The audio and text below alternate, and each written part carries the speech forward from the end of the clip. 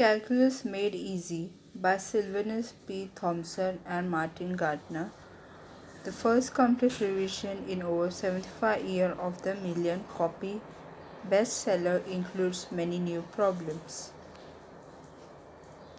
Calculus Made Easy. Calculus Made Easy, being a very simplest introduction to those beautiful methods of reckoning which are generally called by the terrifying name of the differential calculus and the integral calculus. Sylvanus P. Thompson, Fellow of Royal Society, and Martin Gartner, newly revised, updated, expanded, and annotated for its 1998 edition. Content: Preface to the 1998 edition, page number 1. Preliminary chapter by Martin Gartner. What is a function? Page number 10. What is a limit? Page number 18. What is a derivative? Page number 30. Calculus Made Easy by Sylvanus P. Thompson. Publisher note on 3rd edition prologue. To deliver you from preliminary terror, page number 39. On different degree of smallness, page number 41. On relative growing, page number 45. Simplest cases, page number 51. New stage, what to do with constant, page number 59. Sums, differences, products and quotations, page number 66. Successive differentiation, page number 79. When time varies, page number 83. Introducing a useful dodge, page number 94. Geometrical meaning of differentiation, page number 103. Maxima and minima, page number 116. Curvature of curves, page number 132. Partial fraction and inverse functions, page number 139. On true compound interest and law of organic growth, page number 150. How to deal with sine and cosine, page number 175. Partial differentiation, page number 184. Integration, 191. Integrating as a reverse of integration of differentiating, page number 198. On finding area by integrating, page number 210. Dodge pitfalls and triumph, page number 227. Finding solution, page number 235. A little more about curvature of curve, 249. How to find the length of an arc on a curve, page number 263. Table of standard form, 276. Epilogue and apologue, 279. Answer to exercise 281. Appendix, some recreational problem relating to calculus by Martin Gartner, 296. Index to 326. About the author, 330. Preface to the 1998 edition. Introductory course in calculus are now routinely taught to high school students and college freshmen. For students who hope to become mathematicians or to enter professions that require a knowledge of calculus, such courses are the highest hurdle they have to jump. Study shows that almost half of college freshmen who take a course in calculus fail to pass. Those who fail almost always abandon plan to major in mathematics, physics, or engineering, three fields where advanced calculus is essential. They may even decide against entering such professions as architecture, the behavior science, or the social science, especially economics, where calculus can be useful. They exit what they fear will be too difficult a road to consider career where entrance routes are easiest. One reason for such a high dropout rate is that introductory calculus is so poorly taught. Classes tend to be so boring that students sometimes fall asleep. Calculus textbooks get fatter and fatter every year with more multicolored overlays, computer graphics, and photographs of eminent mathematics starting with Newton and Leibniz. Yet they never seem easier to comprehend. You look through them in a vain for simple, clear exposition and for problems that will hook a student's interest. Their exercise how has one Mathematicians recently portrayed the dignity of solving crossword puzzles. Modern calculus textbooks often contain more than 1,000 pages heavy enough to make excellent doorstops and more than 1,000 frightening exercises. Their prices are rapidly approaching $100. Why do calculus books weigh so much? Lynn Arthurstein asked in a paper on 20 questions for calculus reformers that is reprinted in Towards a Lean and Lively Calculus, Mathematical Association of American 1986, edited by Ronald Douglas, because he answered. The economics of publishing compels authors to add every topic that anyone might want so that no one can reject the book just because some particular item is omitted. The result is an encyclopedic compendium of techniques, example exercise, and problems that more resemble an overgrown workbook than an intellectually stimulating introduction to a magnificent subject. Teaching of calculus is a national disgrace. Steen, a mathematician at St. Olaf College, later declared too often calculus is taught by an inexperienced instructor to ill-prepared students in an environment with insufficient feedback.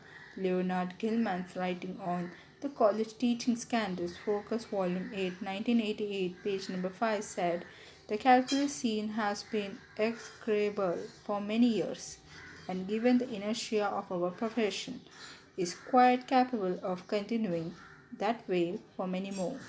Calculus has been called the topic mathematics most love to hate. One hopes this is true only of teachers who do not appreciate its enormous power and beauty. However, is a retired mathematician who actually enjoyed teaching calculus in this book, Great Moment in Mathematics. I found this chapter. Surely, no subject in earlier college mathematics is more exciting or more fun to teach than the calculus. It is like being the ringmaster of a great three-ring circus.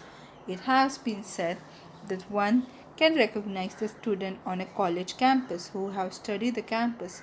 They are the student with no eyebrow. In a test on measurement and the incredible applicability of the subject, the eyebrows of the calculus students have receded higher and finally vanished over the back of their head. Recent year has been seen a great hue and cry in mathematical circles over way to improve calculus teaching. Endless conferences have been held, many funded by the federal government. Dozens of experimental programs are underway here and there. Some leaders of reform argue that while traditional textbooks get weightier, the need for advanced calculus is actually diminishing. In this popular introduction to the history of mathematics, you sadly writes, today the larger part of the mathematics has no or very little connection with calculus or its extension. Why is this? One reason is obvious: computers. Today, digital computers have become incredibly fast and powerful. Continuous function, which once could be handled only by slow analog machine, can now be turned into discrete function, which digital computer handle efficiently with step-by-step algorithm. Handheld calculators called grapher will instantly graph a function much too complex to draw with a pencil on a grey graph paper. The trend now is away from continuous maths to what used to be called finite maths, but now is more often called discrete maths.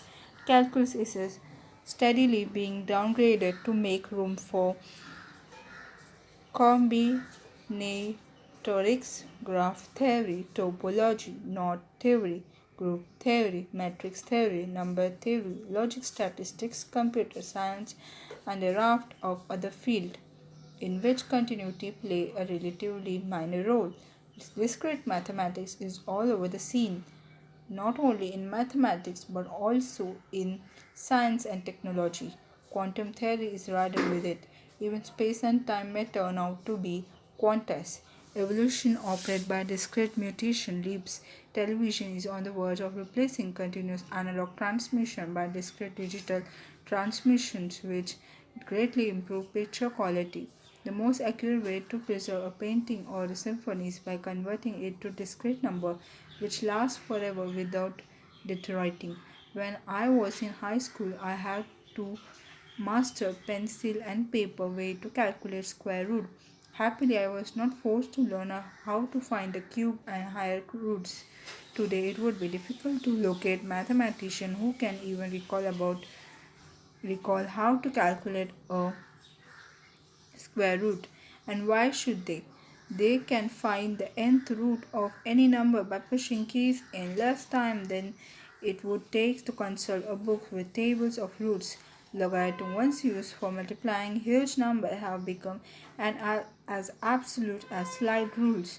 Something similar is happening with the calculus students. See no reason today why they should master a tedious way of differentiating and integrating by hand when a computer will do the job as rapidly as it will calculate roots or multiply and divide large number. Mathematica, a widely used software system developed by Stephen Wolfram, for example, will instantly differentiate and integrate and draw relevant graphs for any calculus problem likely to arise in mathematics or science. Calculator with keys for finding derivatives and integrals now cost less than most calculus textbooks. It has been estimated that more than 90% of the exercise in the big textbooks can be solved by using such calculator. Leaders of calculus reform are not suggesting that calculus no longer be taught. What they recommend is a shift of emphasis from problem solving, which computers can do so much faster and more accurately, to an emphasis on understanding what computers are doing when they answer calculus question. Our knowledge of calculus is even essential just to know what to ask computer to do. Above all, calculus courses which instill and student an awareness of the great richness and elegance of calculus. Although suggestions are plentiful for ways to improve calculus teaching, a general consensus is yet to emerge. Several mathematicians have proposed introducing integral calculus before differential calculus. A notable example is the classic two-volume differential integral calculus, 1936 to 37 by Richard Courant. However, differentiality is so much easier to master than integrating that this which has not caught on. Several calculus reformers, notably Thompson W. Tucker C. His Rethinking Rigor in Calculus in American Mathematics Monthly, Volume 104, March 1997, page number 231 to 240, had recommended that the calculus text replace the important mean value theorem with increase function theorem. On the mean value theorem, see my postscripts to Thompson chapter 10. The IFT states that if the derivative on a function intervals is equal to or greater than 0, then function is increasing on the interval. For example, if a car speedometer always show number equal to or greater than 0 during a specified interval of time, then during that interval the car is either standing still or moving forward. Stated geometrically, it says that if the curve of a continuous function during a given interval has a tangent that is either horizontal or sloping upward, the function on the interval is either unchanging or increasing. This change also has not caught on. Many reformers want to replace the artificial problem in traditional textbooks with problem about application of calculus in probability theory, statistics, and in the biological and social science. Unfortunately for beginning students not yet working in these fields, such practical problem can seem as dull and tedious as artificial one. More radical reformers believe that calculus should no longer be taught in high school, not even to college freshmen, unless they have decided on a career for which knowledge of calculus is required. And there are opponents of reform who find nothing wrong in the way calculus has been traditionally taught, assuming, of course, it is taught by competent teachers. In its February 28, 1992 issue, Science Investigator Project Calc, a computer-oriented calculus courses offered at Duke University, only 57% of its students continued on with a second course in calculus as compared with 68% who continued on after taking a more traditional course. A few students liked the experimental course, most did not.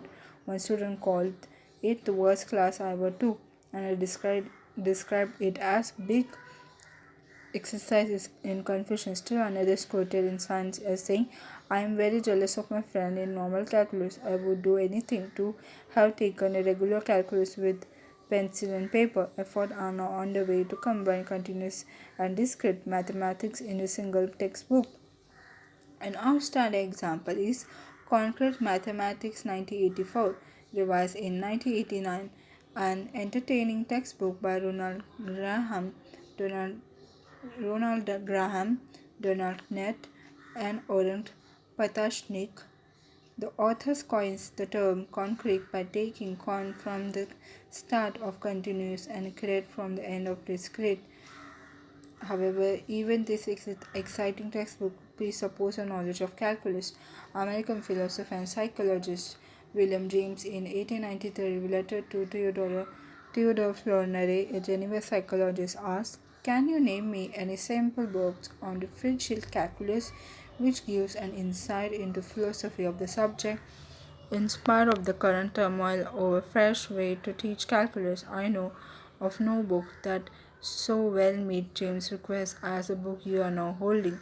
Many similar efforts have been made with such titles as Calculus for the Practical Man, the ABC of Calculus, What is Calculus About? Calculus is Easy Way, The Easy Way, and Simplified Calculus.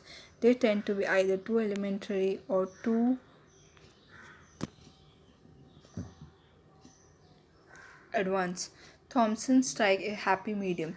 It is true that his book is old-fashioned, intuitive, and traditionally oriented. Yet no author has written about calculus with great clarity and humor. Thompson not only explained the philosophy of the subject, he also teaches his reader how to differentiate and integrate simple functions. Sylvanus Phillips Thompson was born in 1851, the son of a schoolteacher in York, England from 1885 until his death in 1960. He was a professor of physics at the City and Guild Technical College in Finsbury. A distinguished electrical engineer, he was elected to the Royal Society in 1891 and served as president of several scientific societies.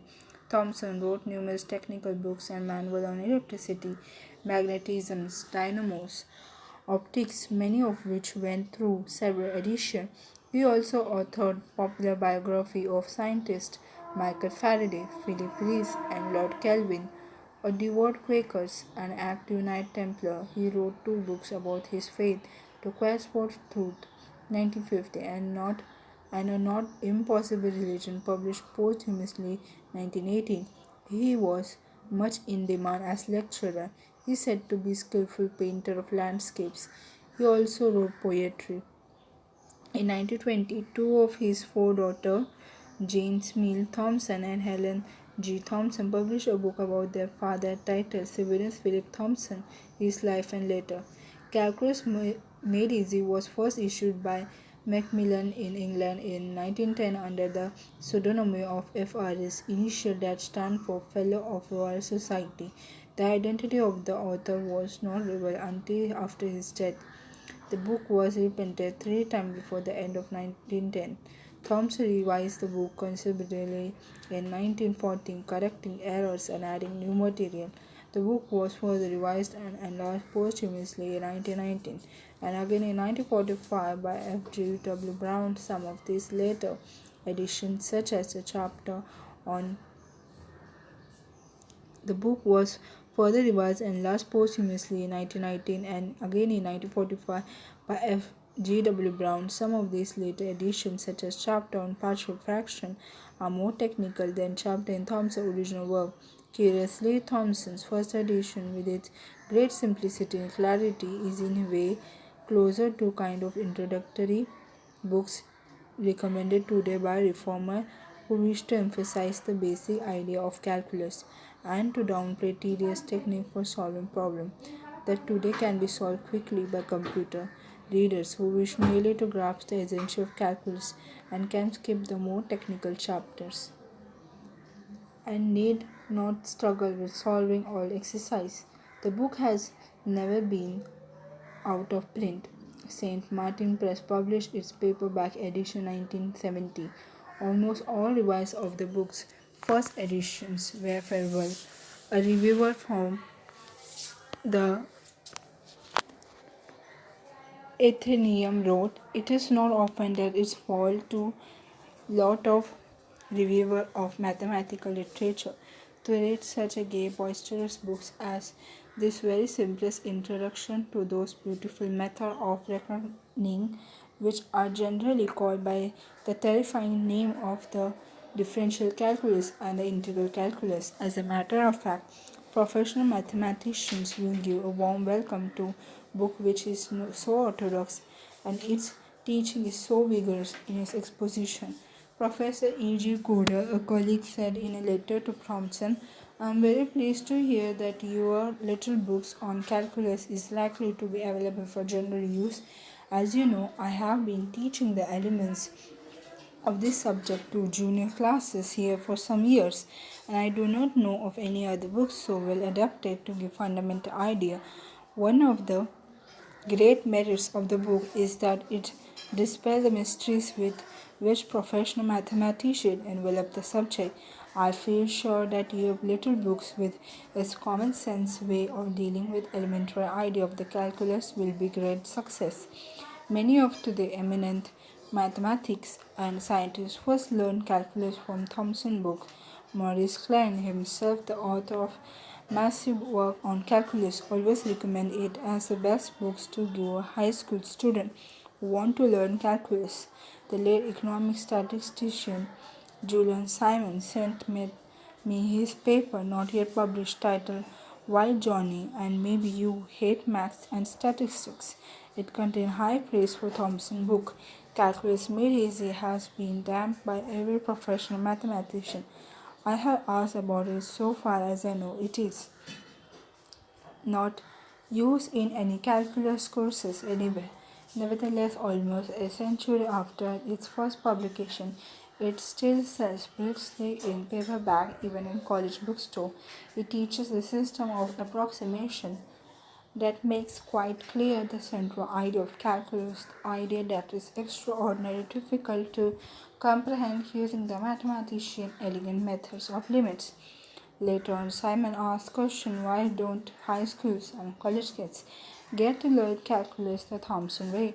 Answer: the Thompson system has an unremediable fatal flaws. It is ugly in the eye of the world-class mathematician who sets the standard for the way mathematics is taught all down the line. At the run of the mill college and high school teacher, and ultimately the students are subject to this hegemony of the aesthetic taste of the great. Thompson simply avoid the deductive devices that enthrall mathematicians with their beauty and elegance. I mentioned earlier a book titled "Towards a Lean and Lively Calculus." It contained paper by mathematicians who participated in 1986 conference at Tulane University on how to improve calculus teaching. Most of the contribution urged cutting down on techniques for problem solving, stressing the understanding of ideas, integrating calculus with the use of calculator, and scaling down textbook to leaner and livelier form. Now the leanest and liveliest introduction to calculus ever written in Thomson, Calculus Made Easy. Yet Peter Renz was the only mathematician at the conference who had the courage to praise the book and list it as a reference. The two most important concepts in calculus are function and limits, because Thompson more or less assumed that his readers understand both notation. I have tried in two elementary preliminary chapters to make clearer what they both mean, and I have added a brief chapter about derivative here and there throughout Calculus Made Easy. I have inserted footnotes where I think something of interest can be said about the text. These notes are initialed MG to distinguish them from the Thompson notes. Where Thompson speaks of British currency, I have changed the value of dollar cents Terminology has been updated. Thompson uses the absolute term differential coefficient. I have changed it to derivatives. The term indefinite integrals is still used, but it is rapidly giving way to antiderivatives, so I have made a substitution. Thompson followed the British practice of erasing a decimal point to where it is easily confused with the dot that stand for multiplications. I have lowered every such points to conform to American custom, where Thompson used a now discarded sign for factorial. I have changed it to the familiar exclamation mark.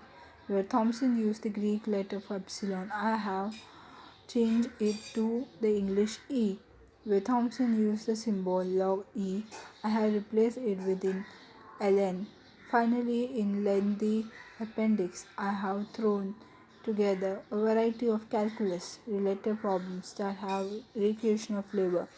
I hope my revision and addition for this newly revised edition of calculus made easy will render it even easier to understand, not just for high school and college students, but also for older laymen who, like William James, long to know what calculus is all about. Most mathematics deal with static objects such as circle and triangle and number, but the great universe out there, not made by us, is in a constant state of what Newton called flux.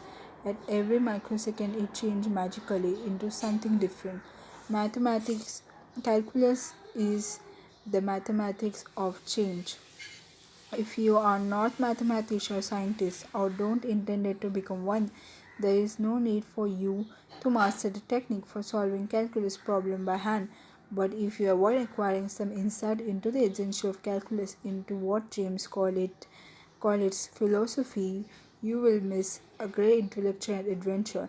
You will miss an exhilarating glimpse into one of the most marvelous, most useful creation of those small and mysterious computers inside our head.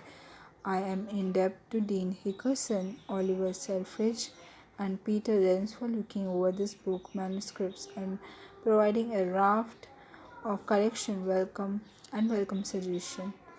Martin Gardner, January 1998. Preliminary chapter. What is function? No concept in mathematics, especially in calculus, is more fundamental than the concept of a function. The term was first used in 1673, letter written by Gottfried Wilhelm Leibniz, the German mathematician and philosopher who invented calculus independently of Isaac Newton. Since then, the term has undergone a gradual extension of meaning. In traditional calculus, a function is defined as a relation between two terms called variable because the value varies. Call the terms x and y. If every value of x is associated with exactly one value of y, then y is said to be a function of x. It is customary to use x for what is called independent variable and y for what is called a dependent variable because its value depends on the value of x. As Thompson explained in Chapter 3, letters at the end of the alphabet are traditionally applied to variables and letters elsewhere in the alphabet. Such words letters such as A, B, C are applied to constants. Constants are terms in an equation that have fixed value. For example, in y is equal to ax plus b, the variables are x and y, and a and b are constant. If y is equal to 2x plus 7, the constants are 2 and 7. They remain the same as x and y vary. A simple instance of a geometrical function is the dependence of square area on the length of its sides. In this case, the function is called one-to-one function because the dependency goes both ways. A square side is also a function of its area. A square area is the length of a side multiplied by itself. To express the area as a function of the side, let y be the area, x the side. Then write y is equal to x squared. It is assumed, of course, that x and y are positive. A slightly more complicated example of a one-to-one function is the relation of a square side to its diagonal. A square diagonal is the hypotenuse of an isosceles right triangle. We know from the Pythagorean theorem that the square of hypotenuse equals the sum of the square of other two sides. In this case, the sides are equal. To express the diagonal as a function of the square side, let y be the diagonal x the side and write y is equal to square root 2x square, or more simply y is equal to x square root 2. To express the side as a function of the diagonal, let y be the side x the diagonal and write y is equal to square root x square upon 2, or more simply y is equal to x upon root 2. The most common way to denote a function is to replace y, the dependent variable, by fx, f being the first letter of function. Thus y is equal to fx equal to x square, mean that y, the dependent variable, is the square of x. Instead of say y is equal to 2x minus 7, we write y is equal to fx and equal to 2x minus 7. This means that y, a function of x, depends on the value of x in the expression 2x minus 7. In this form, the expression is called an explicit function of x. If equation has the equivalent form of 2x minus y minus 7 is equal to 0, it is called an implicit function of x. Because explicit form is implied by the equation, it is easily obtained from the equation by rearranging terms. Instead of fx, other symbols are often used. If we wish to give numerical value of x and y in the example y is equal to fx is equal to 2x minus 7, we replace x by any value, say 6, and write y is equal to f6 is equal to 2 multiplied by 6 minus 7, giving the independent variable y a value of 5. If the dependence variable is function of a single independent variable, the function is called function of one variable. Family example: all one-to-one functions are the circumference or area of circle in relation to its radius, the surface or volume of a sphere in relation to its radius, the log of a number in relation to the number. Sine, cosine, tangent, seconds are called trigonometric function. Logs are logarithmic function. Exponential function are function in which x, the independent variable, is an exponent in equations such as y is equal to 2 raised to x. There are of course endless other examples of more complicated one variable functions which have been given name. Function R can depend on more than one variable. Again, there are endless examples. The hypotenuse of a right triangle depends on its two sides not necessarily equal. The function of a course involves three variables, but it is called a two-variable function because it has two independent variables. If z is the hypotenuse, we know from Pythagorean theorem that z is equal to square root x squared plus y squared. Note that this is not a one-to-one function. Knowing x and y gives z a unique value, but knowing z does not yield unique value for x and y. To the familiar example of a two-variable function, neither one-to-one are the area of triangle as a function of its altitude and basis, and the area of a right circular cylinder as a function of its radius and height. Function of one and two variables are ubiquitous in physics. The period of a pendulum is a function of its length. The distance covered by a dropped stone and its velocity are each function of the elapsed time since it was dropped. Atmospheric pressure is a function of altitude. A bullet energy is a two-variable function depending on its mass and velocity. The electrical resistance of a wire depends on length of the wire and the diameter of its circular cross-section. Function can have any number of independent variables.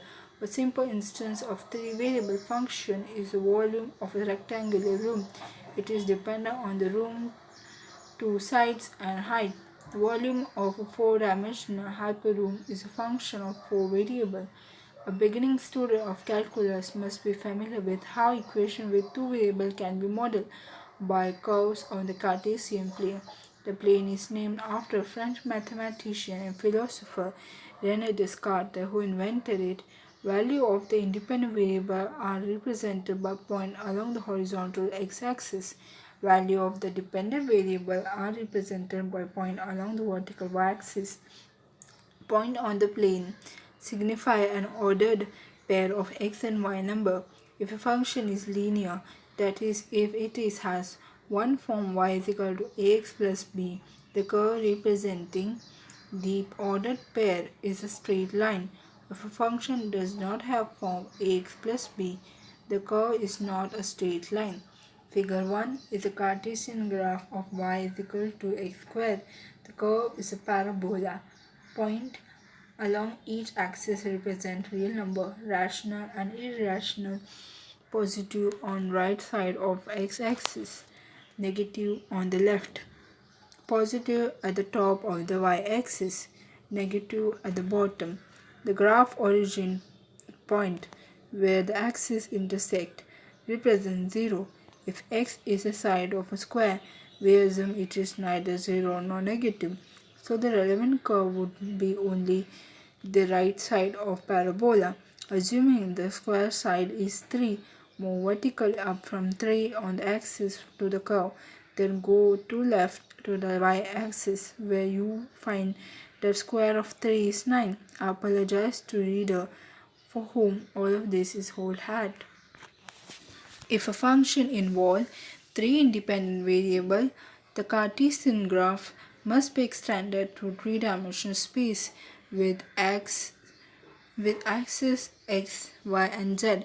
I once heard about a professor whose name I no longer recall, who liked to dramatize this space to his student by running back and forth while he exclaimed, "This is the x-axis."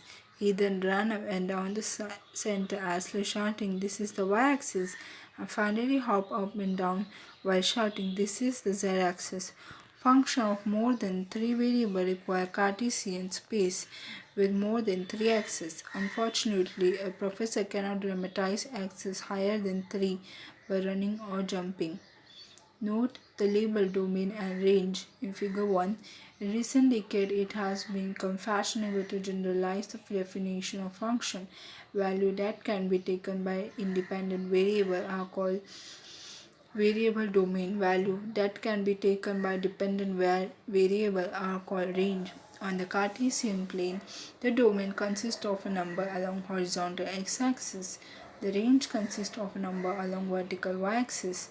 Domain and range can be infinite sets such as set of real number or the set of integer, or either one can be finite set such as portion of real number.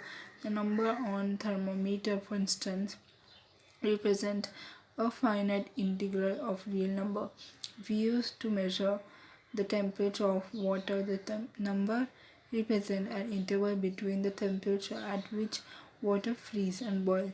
Here the height of the mercury column relative to water's temperature is as one-to-one function of one variable.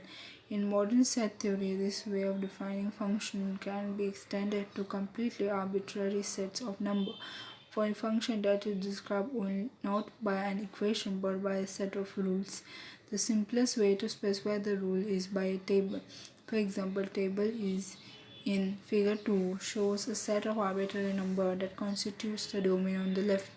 The corresponding set of arbitrary numbers in the range is on the right. The rules that govern these functions are indicated by arrow. This arrow shows that every number in the domain correlates to a single number on the right. As you can see, more than one number on the left can lead to the same number on the right, but one not vice versa. Another example of such function is shown in figure 3 along with its graph consists of 6 isolated points in the plane.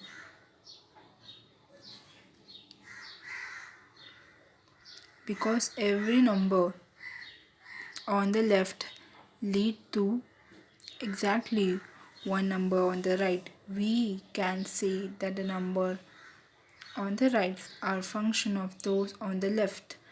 Some writers call the number on the right image of those on the left. The arrows to are said to furnish a mapping of domain to range. Some call the arrow correspondence rules that define the function. For most of function counter can calculate the domain consists of single interval of real number. The domain might be the entire x-axis as it is for function y is equal to x square, or might be interval that's bounded. For example, the domain of y is equal to arc sin x consists of all x such that -1 smaller than or equal to x, x is smaller than or equal to 1, or it might be bounded on one side and unbounded on the other. For example, the domain by y is equal to square root x consists of all x greater than or equal to 0. We call such function continuous if its graph can be drawn without lifting the pencil from the paper, and is continuous otherwise. The complete form definition of continuity, which is also applicable to function with more complicated domain, is beyond the scope of this book. For example, the three functions just recommended are also continuous. Figure 4 shows an example of a continuous function. Its domain consists of all real numbers, but its graph has infinitely many pieces that aren't connected to each other. In these books, we will concern almost entirely with continuous function. Though that if a vertical line from the x-axis intersects more than one point on a curve, the curve cannot represent a function because it maps an x number to more than one y number. Figure 5 is a graph that clearly is not a function because vertical lines such as the one shown dotted intersect the graph at three spots. It should be noted that Thompson did not use the modern definition of function. For example, the graph shows in figure 30 of chapter 11 failed this vertical line test, but Thompson considered it a function. In this generalized definition of function, the one variable function is any set of ordered pair of numbers such that every number in one set is paired with exactly one number of the other set. Put differently, in the order pair, no x number can be repeated, though a y number can be. In this broad way of viewing function, the arbitrary combination of a save or sequence of button to be pushed to open a door, a function of counting numbers. To open a safe, you must turn the knob back and forth to a random set of integer. The safe combination is say 2, 19, 3, 2, 19. Then those numbers are a function of 1, 2, 3, 4, 5. They represent the order in which number must be taken to open the safe, or the order in which button must be pushed to open a door. In a similar way, the height of tiny peaks along a cylinder locks keys are an arbitrary function of position along the key length. In recent years, mathematicians have widened the notation of function even further to include things that are not numbers. Indeed, they can be anything at all that are element of a set. Function is simply the correlation of each elements in one set to exactly one element of another set. This leads to all sorts of use of word function that seem absurd. Smith has red hair, John has black hair, and Robinson's hair is white. Their hair color is a function of the three men. Position of town on a map are functions of their position on the earth. The number of toes in a normal family is a function of the number of persons in the family. Different persons can have the same mother, but no person has more than one mother. This allows one to say that mother are function of person. Elephant mother are a function of elephants but not grandmother because an elephant can have two grandmothers. As one mathematics recently put it, function have been generalized up to the sky and down into the ground. Useful way to think of function in this generalized way is to imagine a black box with input and output opening. Any elements in a domain number or device is put into the box. Out will pop a single element in the range. The machinery inside the box magically provides the correlation by using whatever correspondence rules govern the function. In calculus, the inputs and outputs are almost always real number, and machinery in the black box operates on rules provided by equation. Because the generalized definition of a function leads to bizarre extreme, many educators today, especially those with engineering backgrounds, think it is confusing and unnecessary to introduce such a broad definition of a function to beginning calculus students. Nevertheless, an increasing number of modern calculus textbooks spend many pages on the generalized definition. Their author believed that defining a function as a mapping of elements from any sets of any other set is a strong unifying concept that should be taught to all calculus students. Opponents of this practice think that calculus should not be concerned with thought, town, mother, and elephant. Its domain and range should be confined, as they always have been, to a real number whose function describe continuous change. It is a fortunate and astonishing fact that fundamental laws of our fantastic fidgety universe are based on relatively simple equations. If it is were otherwise, we surely would know less than we know now about how our universe behaves. And Newton Leibniz would probably never have invented or discovered calculus.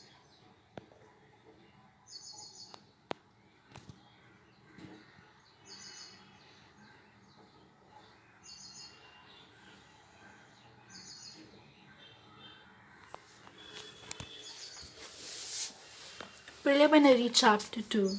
What is a limit? Is it possible, though difficult, to understand calculus without a firm grasp on meaning of a limit, a derivative,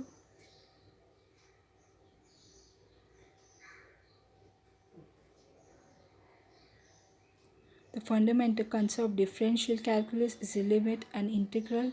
The fundamental concept of integral calculus is a limit.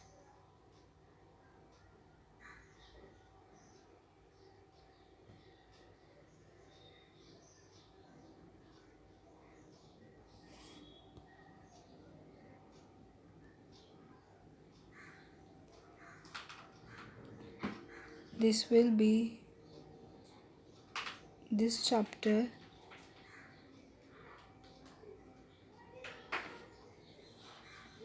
will be in second video.